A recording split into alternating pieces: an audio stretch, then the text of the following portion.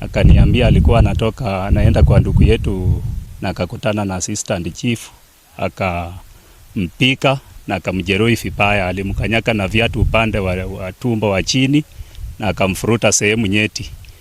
Wakati yenye tulipeleka kwa hospitali hapa Inaya, wakawaambia tuende St. Mary's Mnyasi. Wakapima pima kwa tumbo, kaonekana huyo mtu mwenye alimpika huyo aliumia. Tumelala tukiona woga, tukijua labda bado atakuja tu atuwe juu walisema hajamalizana na sisi. Lakini nimesikitika kwa muda mfupi hiyo jamaa alikufa. Takachaji walikuwa wameshambeba wamefikisha kwa sub chief na wamefanya nini? Wameshateketeza nyumba yake.